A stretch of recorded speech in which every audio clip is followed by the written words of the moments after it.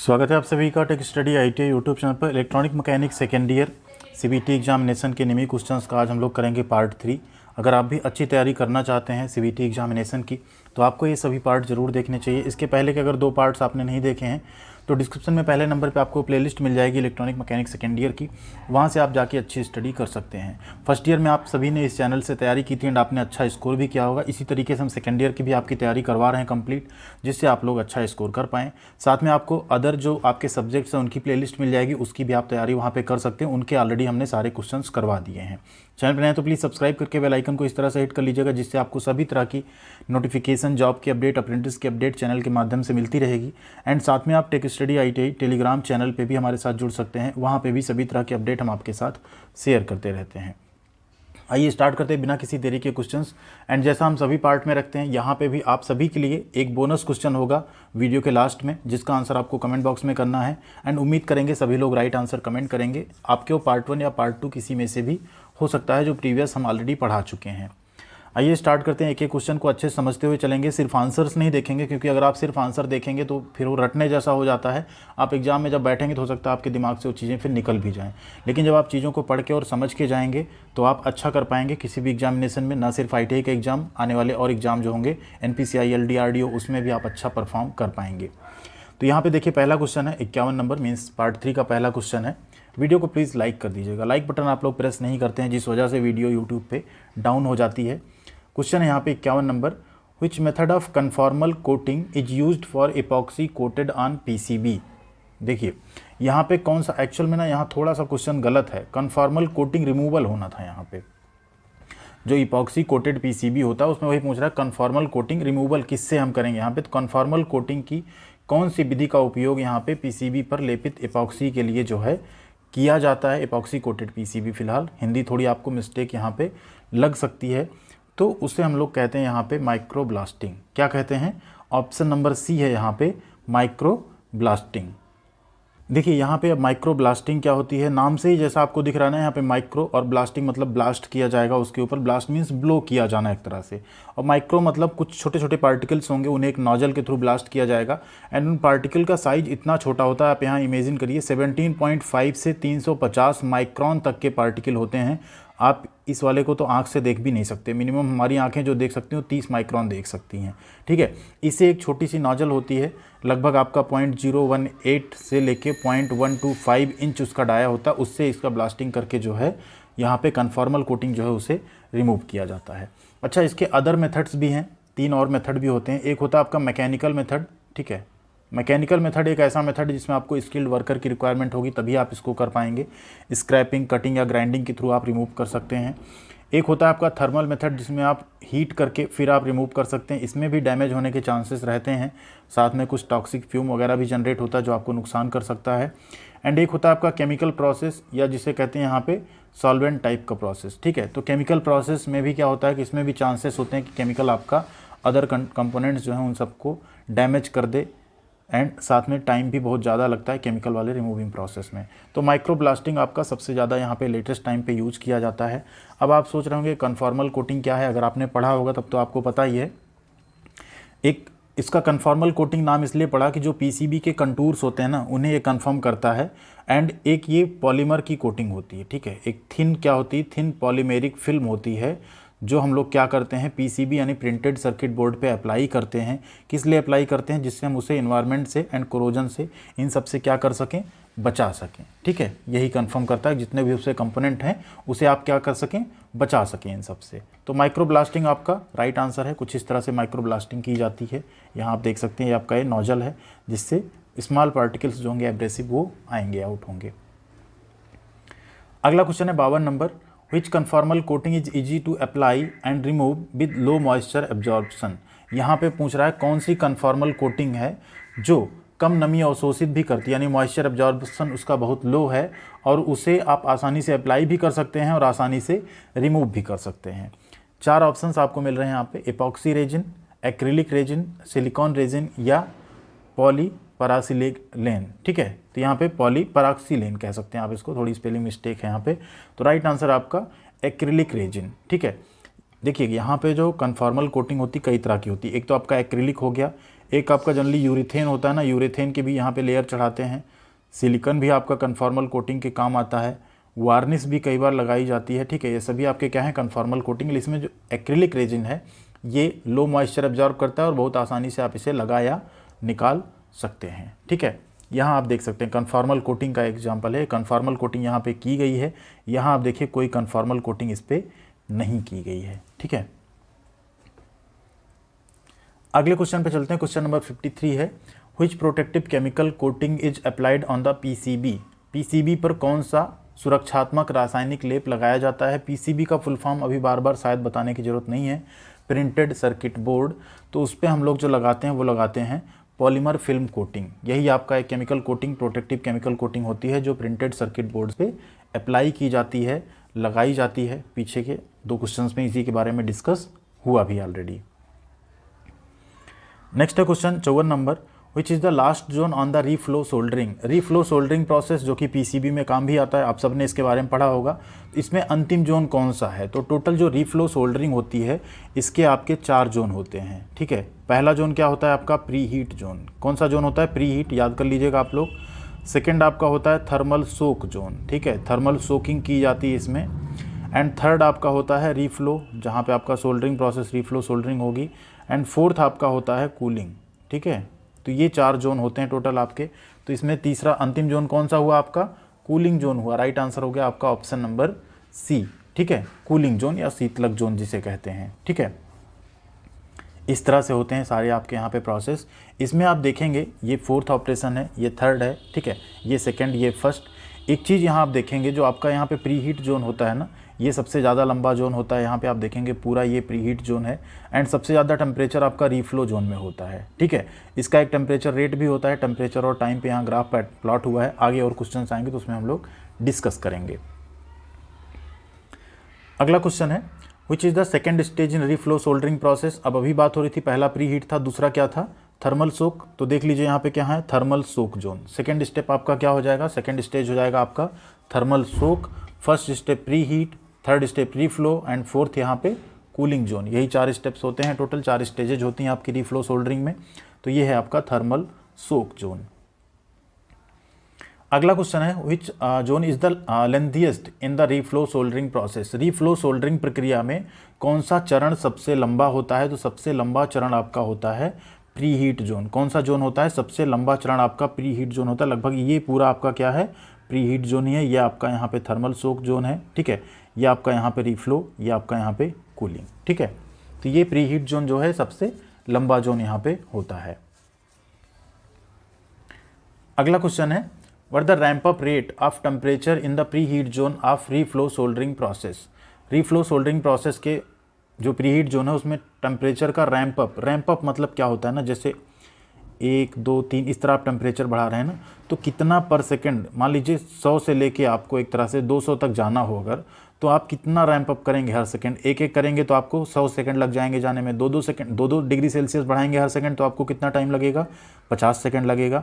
तो उसी को हम लोग यहाँ पे रैंप अप दर बोलते हैं, ठीक है। तो वो आपकी होती है प्री हीट जोन में 1 डिग्री सेल्सियस से लेके 3 डिग्री सेल्सियस पर सेकंड। मतलब मिनिमम 1 डिग्री, मैक्सिमम 3 डिग्री पर सेल्सियस पर सेकंड हम लोग टेम्परेचर क्या कर सकते हैं, रैंप अप करते हैं किसमें, प्री हीट जोन में, ठीक है। राइट आंसर क्या हो गया आपका option number A, 1 degree Celsius to 3 degree Celsius पर सेकेंड। नेक्स्ट है question 58 number, which is the common method of attaching surface mount component to a printed circuit board. एक प्रिंटेड सर्किट बोर्ड पीसीबी में जो surface mount components हैं उन्हें संलग्न करने की सबसे सामान्य विधि कौन सी है, web soldering, manual soldering, soldering station या रीफ्लो सोल्डरिंग। तो यही आपका यहाँ पे राइट आंसर जिसके बारे में हम लोग पढ़ रहे हैं अभी तक, रीफ्लो सोल्डरिंग। ये आपकी सबसे ज़्यादा कॉमन मेथड है, यूज की जाती है सरफेस माउंट कंपोनेंट्स को पीसीबी पे लगाने में, अटैच करने में, ठीक है। कुछ इस तरह से होती है आपकी रीफ्लो सोल्डरिंग प्रोसेस है, ये पूरा यहाँ पे शो किया गया है। इसके बारे में आपने डिटेल पूरी पढ़ी होगी, लगभग यहाँ पे हम लोगों ने डिस्कस भी किया है, बहुत ज़्यादा डेप्थ में नहीं जाया जा सकता है। क्वेश्चन नंबर 59 है, what the purpose of providing solder mask on the PCB. PCB पर सोल्डर मास्क प्रदान करने का उद्देश्य क्या है। तो सोल्डर मास्क हम क्यों प्रदान करते हैं, इजी सोल्डरिंग यानी आसान सोल्डरिंग के लिए, रिमूव कन्फॉर्मल कोटिंग, जो कन्फॉर्मल कोटिंग उसको निकालने के लिए, प्रोवाइड कन्फॉर्मल कोटिंग प्रोवाइड करने के लिए, या प्रिवेंट सोल्डर ब्रिज यानी सोल्डर ब्रिज को रोकने के लिए। तो यहाँ पे यही आपका राइट आंसर है। हम क्या करते हैं, सोल्डर ब्रिजेज ना बनने पाए उसे रोकने के लिए हमें क्या करना होता है, यहाँ पे सोल्डर मास्क प्रोवाइड करना पड़ता है पीसीबी के ऊपर। ठीक है, क्या प्रोवाइड करना पड़ता है, सोल्डर मास्क। अच्छा, सोल्डर मास्क अपना काम क्या क्या करेगा, देखिए दो काम करता है। एक तो आपका ऑक्सीडेशन जो होता है ना, ऑक्सीकरण जो हो जाता है उसको प्रिवेंट करता है। दूसरा क्या होता है कि सोल्डर ब्रिजेज प्रिवेंट करेगा बनने से। अगर सोल्डर ब्रिजेज फॉर्म होते हैं तो क्या होता है, जो क्लोजली आपके यहाँ पे क्लोजली स्प्रेड सोल्डर पैड्स होते हैं ना, अगर उनके बीच में सोल्डर ब्रिज बन जाएगा तो प्रॉब्लम हो जाएगी। तो उस चीज़ को भी यहाँ क्या करता है, ये प्रिवेंट करता है। सोल्डरिंग मास्क जो है क्या करता है, उसको प्रिवेंट करता है। ठीक है, अगला क्वेश्चन है, how the solder mask is removed on the PCB for replacement of components.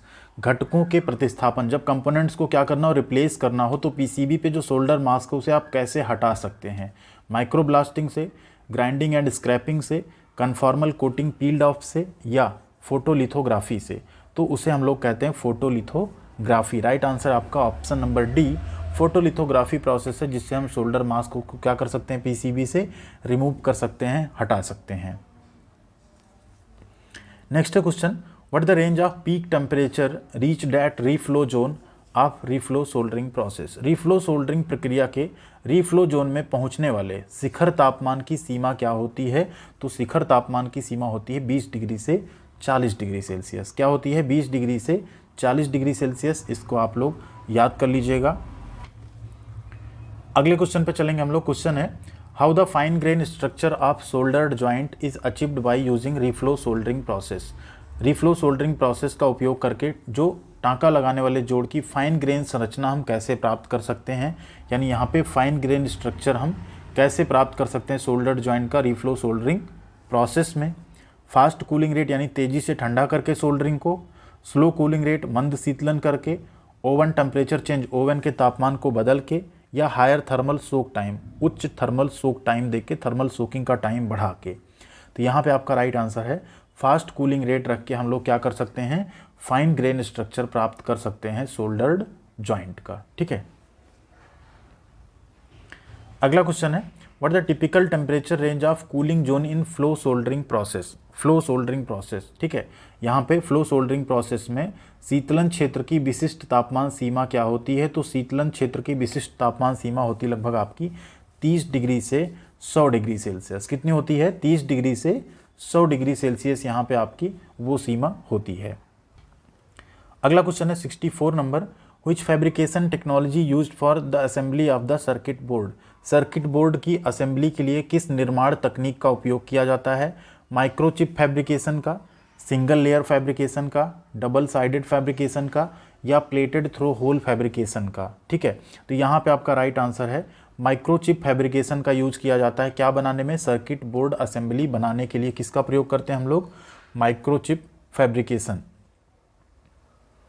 Next है क्वेश्चन, काफ़ी इंपॉर्टेंट क्वेश्चन है, इस तरह के क्वेश्चंस आते भी हैं फिगर वाले। What is the name of technology use to mount components on multi layer PCB. एक multi layer printed circuit board पे घटकों को माउंट करने के लिए उपयोग की जाने वाली इस तकनीक को क्या कहते हैं। तो ये आपका है यहाँ पे क्या है, इसे हम लोग कहते हैं PTH। क्या कहते हैं, PTH। इसी का पूरा नाम होता है प्लेटेड थ्रू होल। क्या होता है, प्लेटेड थ्रू होल, या कई बार इसे प्लेटिंग थ्रू होल भी बोलते हैं। यहाँ पे ये जो लगे ना, इनको आइलेट बोलते हैं जनरली। ठीक है, ये लगे ना यहाँ पे, एक तो होता है ऐसे आप होल करके यहाँ पे माउंट कर दो, बट होल के बीच में आप इस तरह का अगर यहाँ पे प्लेट्स लगा दे रहे हैं तो इसे हम लोग क्या कहते हैं, प्लेटेड थ्रू होल कह देते हैं। ठीक है, राइट आंसर क्या हो गया आपका, option number D, plated through hole technology कह सकते हैं इसे। ठीक है, अगला क्वेश्चन है, which type of coating process is used to apply parylene as conformal coating on PCB. पहले दूसरे क्वेश्चन में कन्फॉर्मल कोटिंग की बात हुई थी। ठीक है, तो ये है आपका केमिकल, क्या है, chemical vapour deposition. Right answer क्या हो गया आपका, option number D, chemical vapour deposition. Next question में चलेंगे यहाँ पे। अगला क्वेश्चन है, what the effect on the solder paste when the ramp up rate exceeds the maximum slope in reflow soldering process. Solder paste पर क्या प्रभाव पड़ेगा जब रैंप अप दर जो है आपकी रीफ्लो सोल्डरिंग प्रोसेस में अधिकतम जो ढलान है, अधिकतम जो आपका स्लोप है उससे भी ज़्यादा हो जाएगी। तो रैंप अप दर अगर उससे भी ज़्यादा हो जाएगी तो क्या होगा, पुअर वेटिंग यानी खराब वेटिंग यानी गीलापन होगा। फायर एंड गैस, आग और गैसेस जो हैं वहाँ लग सकती हैं। ब्लो होल इफेक्ट हो जाएगा, ब्लो होल्स बन जाएंगे उसमें छोटे छोटे, ठीक है, या स्पैटरिंग इफेक्ट। तो राइट आंसर आपका option number D, spattering effect. Spattering मतलब होता है ना छिड़काव, ऐसे ऐसे छिड़काव हो जाएगा सोल्डर और फ्लक्स का, उसी को यहाँ पे स्पैटरिंग बोलते हैं। तो अगर आपकी रैंप अप दर ज़्यादा होती रीफ्लो सोल्डरिंग प्रोसेस में तो स्पैटरिंग इफेक्ट जो है आपका सोल्डर व पेस्ट पे, जो सोल्डर पेस्ट है उस पर आ सकता है। अगला क्वेश्चन है, what the effect on components after the ramp up rate exceeds the maximum slope in the heat zone of reflow soldering process. अब हीट जोन में अगर यही सेम चीज़ हो रही है, रैंप अप दर क्या हो रही है रीफ्लो सोल्डरिंग प्रक्रिया में, हीट जोन में अधिकतम ढलान से भी ज़्यादा हो जा रही है, तो कंपोनेंट पे क्या इफेक्ट पड़ेगा। तो अगर आपकी अधिकतम ढलान से भी ज़्यादा हो जा रही है तो उस केस में आपको वहाँ पे क्रैकिंग, ठीक है, क्रैकिंग का इफेक्ट होगा। क्रैक हो सकते हैं आपके जो कंपोनेंट्स हैं वहाँ पे, वो क्रैक हो सकते हैं, उनके जो जॉइंट्स हैं वो क्रैक हो सकते हैं। राइट आंसर क्या होगा आपका ऑप्शन नंबर बी। नेक्स्ट है question, at which zone the maximum allowable temperature of the reflow soldering process is reached. Reflow soldering प्रक्रिया का अधिकतम स्वीकार्य तापमान किस क्षेत्र में पहुंचता है। तो हमने अभी प्रीवियस क्वेश्चन में बात किया था, जो रीफ्लो वाला आपका जोन है, तीसरा जोन है, उसमें सबसे ज़्यादा टेम्परेचर आपका पहुंचता है किसमें, रीफ्लो जोन में, ठीक है। वहाँ के बाद हम क्या करते हैं, कूलिंग जोन में शिफ्ट हो जाते हैं। तो इसी जोन में आपका सबसे ज़्यादा टेम्परेचर रहता है। आप यहाँ देख सकते हैं, ये वाला टेम्परेचर ग्राफ है, यहाँ देखिए, ये आपका रीफ्लो जोन है ना, यहाँ मैक्सिमम टेम्परेचर आपका होगा। बाकी सभी सर्किट में आप पूरा यहाँ अगर देखेंगे डायग्राम में, बाकी जगहों पे क्या है, हमेशा टेम्परेचर ये आपका या तो फिर नीचे आ गया, ठंडा हो गया यहाँ पे, ठीक। तो आपका रीफ्लो वाला जो जोन है वहीं सबसे ज़्यादा टेम्परेचर रहेगा। अगला क्वेश्चन है, what the purpose of apply polymer coating on the PCB. Polymer coating या जिसे हम कन्फॉर्मल कोटिंग कहते हैं, उसको हम क्यों लगाते हैं पॉलीमर पीसीबी पर बहुलक या पॉलीमर कोटिंग लगाने का उद्देश्य क्या है। To improve circuit connectivity, circuit connectivity में सुधार करने के लिए, टू प्रिवेंट कोरोजन, जंग को रोकने के लिए, टू प्रिवेंट टेम्परेचर, तापमान को रोकने के लिए, या टू प्रिवेंट रेजिस्टेंस, प्रतिरोध को रोकने के लिए। तो हम किसके लिए लगाते थे, एटमॉस्फेरिक कंडीशन से बचाने और कोरोजन से बचाने के लिए कन्फॉर्मल कोटिंग या पॉलीमेरिक कोटिंग जो होती थी उसको अप्लाई करते थे। तो ऑप्शन नंबर बी आपका यहाँ पे राइट आंसर हो जाएगा। नेक्स्ट है question, what the cooling rate suggested for reflow soldering process. Reflow soldering process में कूलिंग रेट यानी शीतलन दर क्या होगी। तो शीतलन दर आपकी वैसे तो 3 से 4 होती है, किसी किसी के लिए 2.7 या 5 भी रहती है, बट जो आपके निमी में सही आंसर मिल रहा है वो मिल रहा है 4 डिग्री सेल्सियस पर सेकेंड। एक्चुअल में थोड़ा मटेरियल वाइज डिफर भी करती है, बट ऑन एवरेज जो है ये 4 डिग्री सेल्सियस पर सेकेंड रखी जाती है। तो इसे आप लोग सही कर सकते हैं। अगर सोल्डरिंग प्रक्रिया में शीतलन दर पूछे, कूलिंग रेट पूछे, तो आप इसको सही कर सकते हैं। यानी पर सेकेंड 4 डिग्री सेल्सियस, जैसे मान लो 240 डिग्री सेल्सियस टेम्परेचर है, इसे 100 तक अगर ले आना है तो कितना 140 आपको घटाना है, तो पर सेकेंड आप 4 डिग्री घटाएंगे तो कितने टाइम में लगभग आ जाएगा आपका, ठीक। उसी हिसाब से यहाँ पे टाइम आपका लगता है उसमें। अगला क्वेश्चन यहाँ पे, what the effect on excessive intermetallic growth caused by waiting time above liquid, TAL, ठीक है, इन रीफ्लो सोल्डरिंग प्रोसेस। तो सबसे पहले जान लीजिए TAL क्या है। तो TAL होता है टाइम एबव लिक्विड। क्या होता है, टाइम एबव लिक्विड।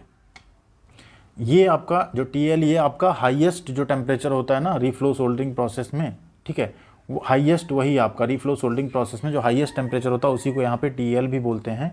तो यहाँ पूछ रहा है कि अगर एक्सेसिव इंटरमेटेलिक ग्रोथ हो रही है किसके टाइम, वेटिंग टाइम की वजह से, एबव TAL, ठीक है, हाईएस्ट टेम्परेचर पे हो रही है ऐसा, तो उसका रीजन क्या है, उसका इफेक्ट क्या पड़ेगा, ऐसा पूछा जा रहा है। उसका इफेक्ट क्या पड़ेगा, रीफ्लो सोल्डरिंग प्रक्रिया में TAL से अधिक समय तक गीले होने से होने वाले अत्यधिक इंटरमेटेलिक ग्रोथ, ठीक, पर क्या प्रभाव पड़ता है। Poor waiting, flux oxidation, in flux का ऑक्सीडेशन हो जाएगा, जॉइंट आपका ब्रिटल होगा मतलब भंगुर जॉइंट बनेगा, या सोल्डर स्पैटरिंग, सोल्डर स्पैटर होगा। तो यहाँ पे आपका राइट आंसर है जॉइंट ब्रिटलनेस। जो आपका सोल्डरिंग जॉइंट बनेगा वो ब्रिटल बनेगा, मतलब वो थोड़ा सा मजबूत कम होगा, उस पर कुछ ऐसा इम्पैक्ट आया या ऐसा कुछ लोड आएगा तो वो ब्रेक हो सकता है। क्वेश्चन नंबर 73 है, what causes a decrease in flux cleaning action leads to poor wetting and defective solder joint in reflow soldering process. क्या कारण है कि फ्लक्स की सफाई की कार्रवाई में कमी से रीफ्लो सोल्डरिंग प्रक्रिया में खराब गीलापन और दोषपूर्ण सोल्डर ज्वाइंट बनता है? किस केस में बनेगा? हायर रैंप अप रेट में, लॉन्गर प्रीहीट जोन टाइम यानी लंबे समय तक अगर आप प्रीहीट जोन में रखेंगे तो, मोर थर्मल शॉक एक्सपोजर यानी अधिक थर्मल शॉक एक्सपोजर होगा तब, या इनसफिशियंट टाइम या टेम्परेचर। ध्यान दीजिए, आपने जो रीफ्लो सोल्डरिंग का ग्राफ प्लॉट किया था किस पे था? वो टाइम एंड टेम्परेचर पे। तो सारा खेल यहाँ टाइम एंड टेम्परेचर का है। अगर आप सही टाइम और सही टेम्परेचर अलग अलग जोन में नहीं देंगे, ठीक है, तो आपका क्या होगा, यहाँ पे प्रोसेस जो होगा उसमें कमी आएगी, दोषपूर्ण शोल्डर जॉइंट आपको मिलेंगे। ठीक है, टाइम और टेम्परेचर दो ही पैरामीटर पे डिपेंड कर रहा था वो, तो ये दोनों आपको सही रखने पड़ेंगे। अगला क्वेश्चन है 74 number, how the damaged wires in PTH circuit board. PTH फिर आ गया, देखिए वही, ठीक है, प्लेटेड थ्रू होल या प्लेटिंग थ्रू होल जो होता है आपका सर्किट बोर्ड, उसमें जो वायर्स है उसे हम डैमेज वायर्स को कैसे रिपेयर करेंगे। पीटीएच सर्किट बोर्ड में क्षतिग्रस्त वीआईएस की मरम्मत कैसे की जाती है? रिप्लेस पीसीबी यानी पीसीबी बदल देंगे पूरा, यूज जंपर्स जंपर का प्रयोग करेंगे, यूज आइलेट्स सुराखों का उपयोग करेंगे, या कनेक्टर्स का उपयोग करेंगे। तो राइट आंसर आपका यूज आइलेट्स। इस तरह होता है, देखिए आइलेट्स वाले को बोलते हैं पीटीएच प्लेटेड थ्रू होल, यहाँ ये प्लेट्स लग गए, आइलेट्स आपके लग गए हैं। एंड होता है एनपीटीएच, ऐसा होल जिसमें आपके वो आइलेट्स नहीं लगे हैं, कुछ इस तरह की होती है आपकी आइलेट्स, ठीक है, इन्हीं का उपयोग करते हैं उसमें। अगला क्वेश्चन है 75 number, what is the fusing factor of rewirable HRC fuse. HRC मतलब होता है हाई रैप्चरिंग कैपेसिटी, जिसकी रैप्चर कैपेसिटी ज़्यादा है, बट यहाँ कैसा पूछ रहा है, रिवायरेबल। तो जो भी रिवायरेबल फ्यूज होते हैं उनकी जो यहाँ पे फ्यूजिंग फैक्टर होता है वो होता है आपका 1.1। क्या होता है? 1.1। फ्यूजिंग फैक्टर आप कैलकुलेट भी कर सकते हैं। फ्यूजिंग फैक्टर जो कैलकुलेट करने का फार्मूला होता है यहाँ पर होता है FC/RC, fusing current upon rated current. ये दोनों अगर आपको पता हो तो आप लोग फ्यूजिंग फैक्टर किसी का भी निकाल सकते हैं। तो ये आपके 75 क्वेश्चन हो गए। अगले पार्ट में हम लोग करेंगे 76 से 100 तक के क्वेश्चंस। एंड इस तरीके से आपका पूरा सेकेंड ईयर का डेली आपको एक वीडियो रात में 9 बजे मिलता रहेगा चैनल पे। आप लोग कंटिन्यू बने रहिएगा, अपनी पढ़ाई जारी रखिएगा। कोई भी अगर क्वेश्चन आपको समझ में ना आया हो, कोई तरीका आपको ठीक ना लगा हो, तो आप लोग कमेंट करके अपना एक फीडबैक जरूर दे सकते हैं कि इस तरीके से किया जाए क्लास तो और बेहतर हो सकती है, तो वो ज़रूर की जाएगी। ठीक है, वीडियोज़ बहुत लंबी ना हो इसलिए थोड़ा शॉर्ट में हम आपको एक्सप्लेन करते हैं। अगर आपको डिटेल एक्सप्लेनेशन चाहिए तो भी की जा सकती है। अब आती है आपकी बारी। क्वेश्चन है, what is the name of the defect cause due to ESD event. अब ईएसडी इवेंट क्या है, इसका आप लोग फुल फॉर्म भी कमेंट में लिखिएगा। साथ में ईएसडी घटना कारण जो उत्पन्न दोष होता है उसका क्या नाम है वो भी आपको लिखना है। मैकेनिकल डिफेक्ट होता है, ड्रिपिंग डिफेक्ट, लैटेंट डिफेक्ट, या टॉम्बस्टोन डिफेक्ट। जो भी राइट आंसर हो हम उम्मीद करेंगे आप लोग कमेंट करेंगे सही। वीडियो को लाइक और शेयर आपने कर दिया होगा, नहीं किया तो प्लीज़ कीजिएगा। चैनल को सब्सक्राइब करके हमारे साथ जुड़ जाइएगा, जिससे आपको सभी तरह की जॉब की, अप्रेंटिसशिप की अपडेट के साथ साथ पढ़ाई की वीडियोज़ भी यहाँ हमेशा मिलती रहेगी। थैंक यू वेरी मच, ख्याल रखिएगा अपना।